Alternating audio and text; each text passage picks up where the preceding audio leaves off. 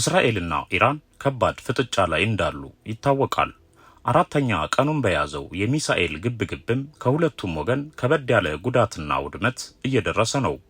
በዛሬው ዝግጅታችን ሁለቱ አገሮች ወደዚህ የከፋ ግጭት ውስጥ ከመግባታቸው በፊት የነበራቸውን ጥብቅ ወዳጅነትና ወደ ግጭት ሊገቡ የቻሉበትን ምክንያት በአጭሩ እናስቃኛቸዋለንና አብራችሁን ቆዩ።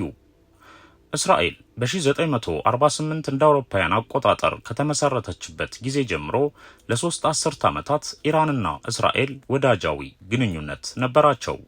በዚያ ዘመን ኢራን እስላማዊ አክራሪነት ያልነበረባት ይልቁንም የምዕራቡን ዓለም የመሰለች የአሜሪካም ወዳጅ የነበረች በዘውዳዊ የንጉሥ አገዛዝ ስር የቆየች አገር ናት።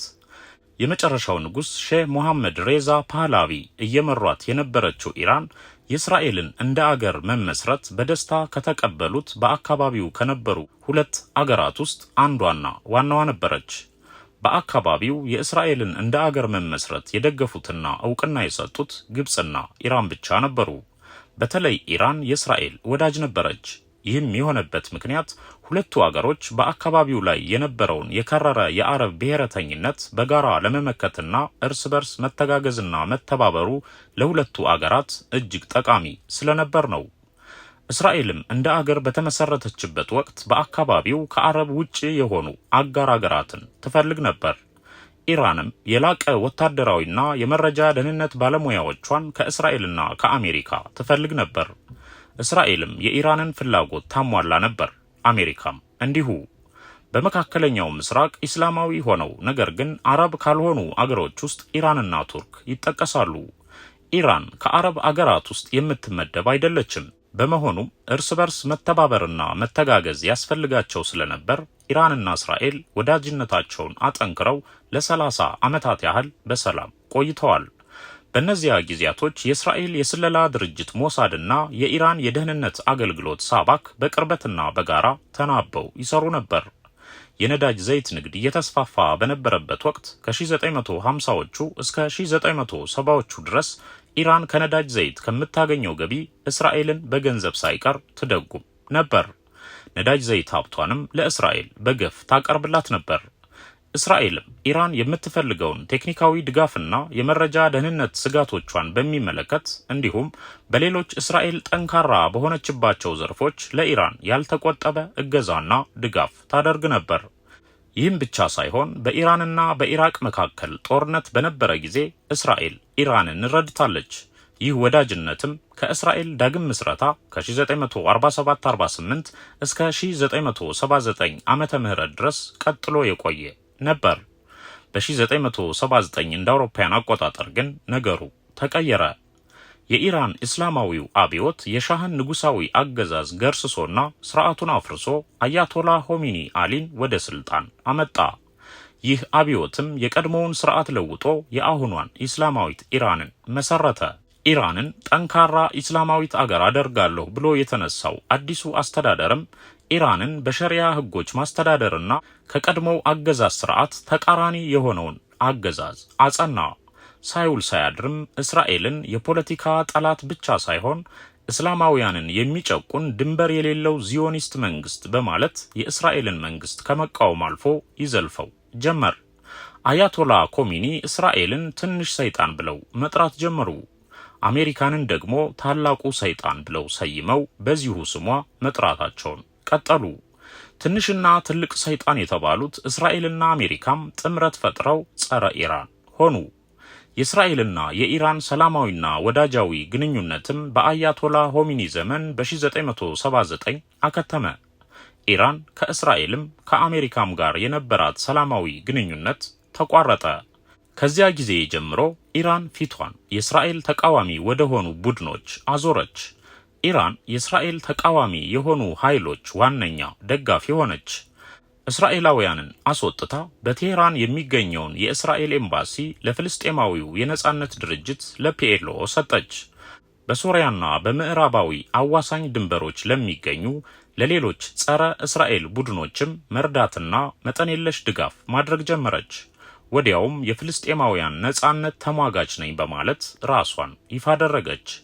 በ1964 የተቋቋመውና በአህመድ ሻኩራ ይመራ የነበረው ፒኤልኦ የፍልስጤም ነጻ አውጪ ግንባር ምንም እንኳ የአረብ ሊግ ውስጥ የነበረ ቢሆንም ጸረ እስራኤል ከሆነችው ከኢራን ጋር ለመወዳጀት ጊዜ አልፈጀበትም።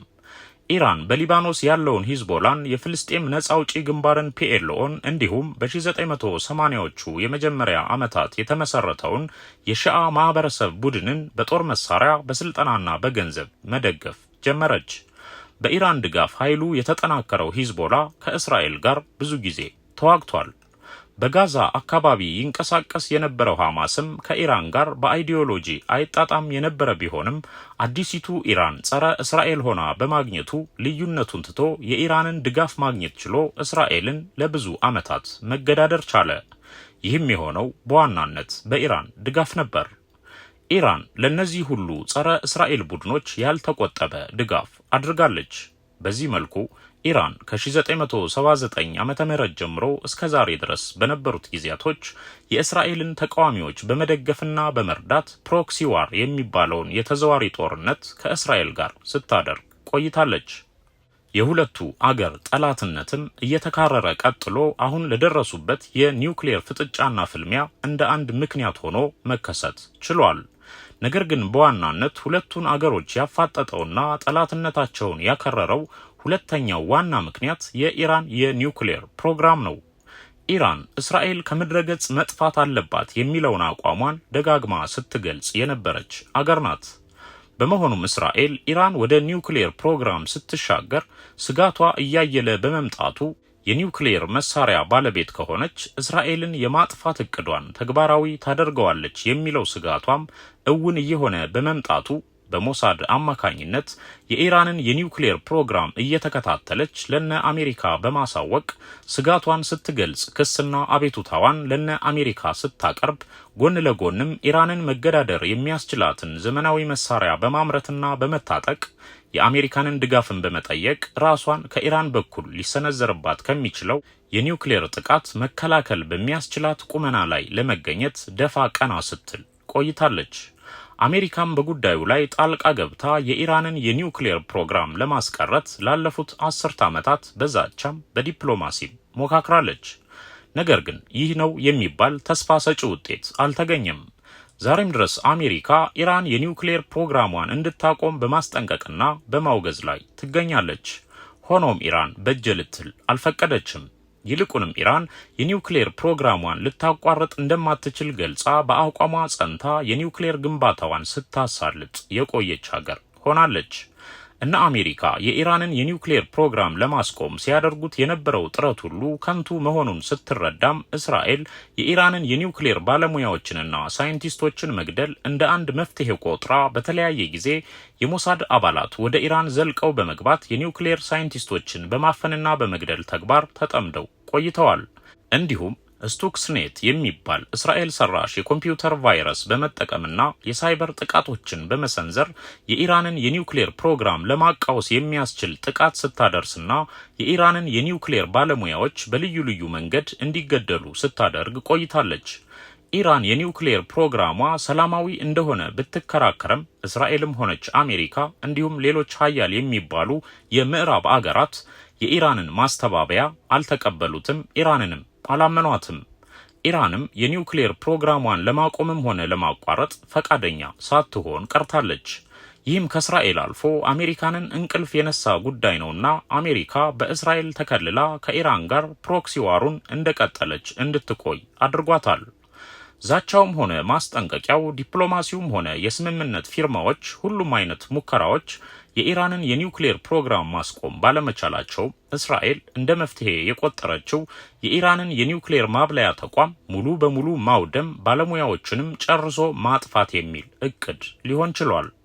በሰሞነኛው በሜይ 13ቱ የኒውክሌር ጥቃትም ዋና ኢላማ ያደረገችው የኢራንን የኒውክሌር ጠበብቶችን በያሉበት መግደልና ማጥፋት እንዲሁም የኒውክሌር ፕሮግራሙ የሚካሄድባቸውን ቦታዎችና የማብላያ ተቋሞችን ለይቶ በመምታትና በማውደም ላይ ነው ዋና ትኩረቷን ያደረገችው። በመጀመሪያው ድንገተኛ ጥቃትም ከሞላ ጎደል ስኬታማ ሆኖላት 7 የኒውክሌር ፕሮግራም ሳይንቲስቶችን መግደልና በኒውክሌር ማብላያ ተቋሙ ላይ ጉዳት ማድረስ ችላለች። ሆኖም የኢራን አጸፋ እስራኤልን ብቻ ሳይሆን አሜሪካንንም የፈተነ ሆኖ ሊገኝ ችሏል። በእስራኤል ተከልላ ኢራን ላይ ጥቃቶቿን በመሰንዘርና በማሰንዘር የቆየችው አሜሪካ ፕሮክሲ ዋሩን ቀጥላ የምትገኝ አገር ናትና የኢራንን ከባድ አጸፋ ሙሉ በሙሉ ማክሸፍ ባትችልም በጁን 14ቱ የኢራን የመልስ ምት በእስራኤል ላይ ሊደርስ ይችል የነበረውን ከፍተኛ ውድመት ማስቀረት ችላለች። አሜሪካ በዮርዳኖስ በሚገኘው የጦር ካምፓ ላይ ሆና ወደ እስራኤል የተወነጨፉትን አብዛኞቹን አውዳሚ ሚሳኤሎችን በአየር ላይ እንዳሉ ማክሸፍ ችላለች።